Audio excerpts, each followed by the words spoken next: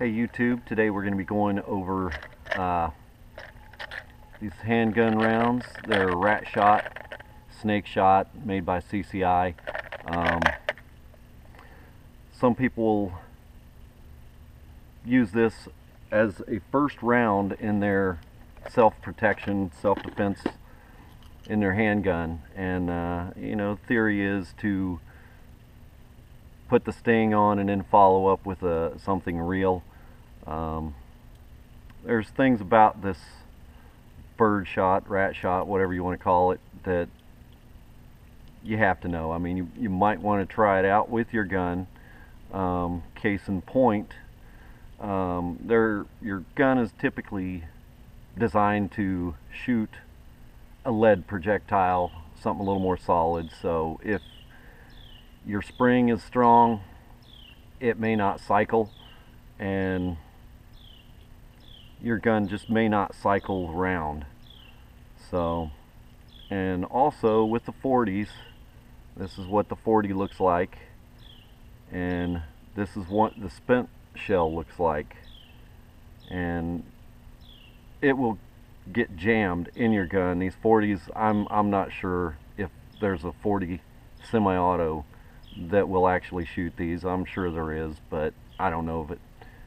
Today I'm using a Springfield 40. When it ejects, this top portion that is crimped over to hold the shot makes it a bit long, so ejecting it becomes an issue with this.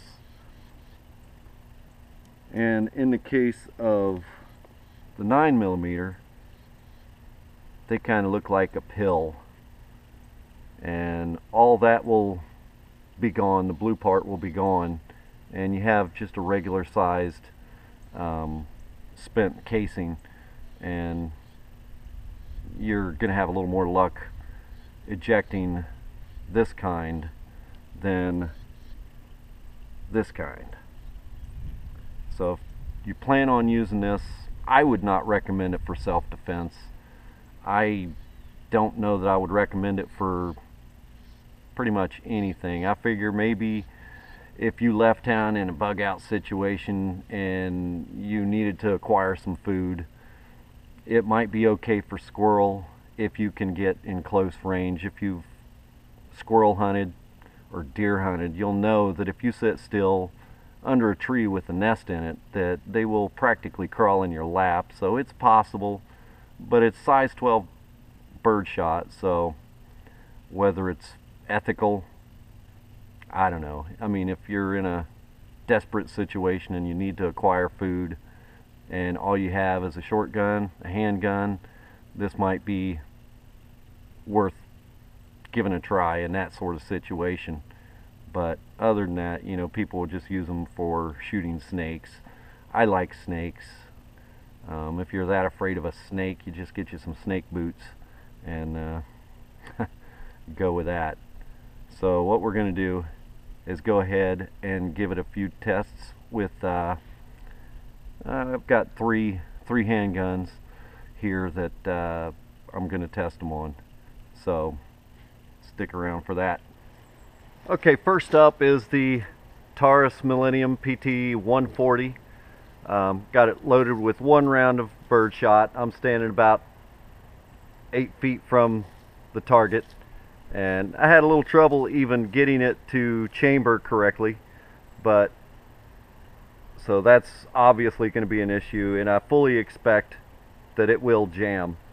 So we'll go ahead, take the safety off, and put a round through it. And there you go. It did not eject. That casing is just too long. I only stuck one round in for safety purposes, because you never know how it's going to react. So there you go. Any tactical advantage that you may have thought you had goes out the window when you have to clear the round that didn't eject. Next up, 9mm. Okay, next up is the Springfield Subcompact XD. right here. Springfield's a very popular gun, so a lot of you out there probably have one of these, and the slide locks pretty good. You can chamber around, so we'll give this a shot and see how it works.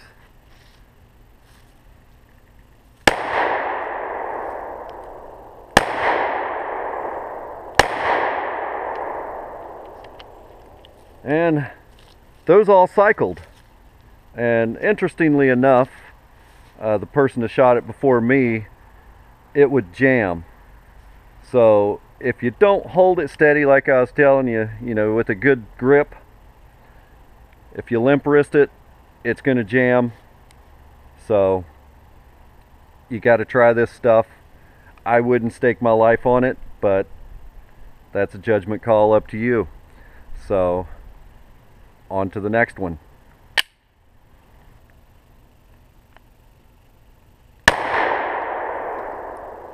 There you go. Limp wristed jam.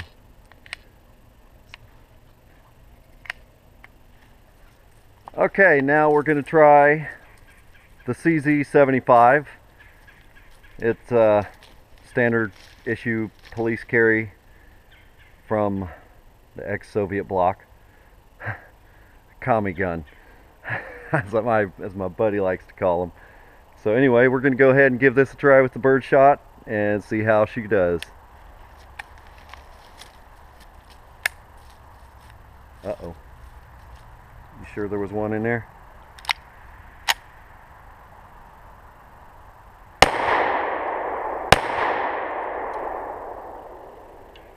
Now, first one didn't go for some reason, so who knows. Alright, and for the final test, the PT-111 9mm, and we'll go ahead and give this a try and see how she does.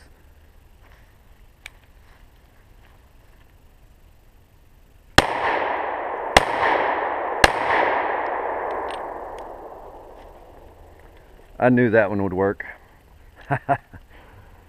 So now we'll do a pattern test so you can see what the pattern is on various distances, which won't be too far. We'll probably do one at about 8 feet and one at about maybe 15. Okay, we'll do about 8 feet with the Taurus with the bird shot. This is a 9mm, so we'll go ahead and give that a go and let you see what the pattern is. Safety off. Safety on. Okay.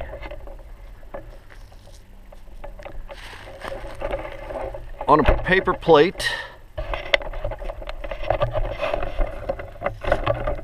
from about 8 feet, that would probably take a squirrel. It'd probably make someone feel a sting if you were actually going to use it for a self-defense round. Me, I'm not going to. So we got another plate right there, and we'll give that a shot from about 15 feet. Okay, here's 15 feet or thereabouts. I'm not measuring it, I'm just giving it a guess. So we'll take a round and see what it does.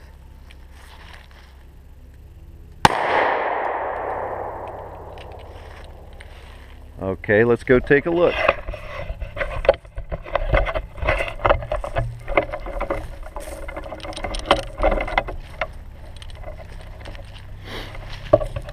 And there's about 15 feet, which is pretty lousy. That squirrel's gonna get away. So this stuff is just absolutely short range. Short range. Hopefully you can see that without the glare. But that plate has very few pellets, size 12 shot. So that is, in my estimation, not even ethical. So I wouldn't do it unless I was like really close.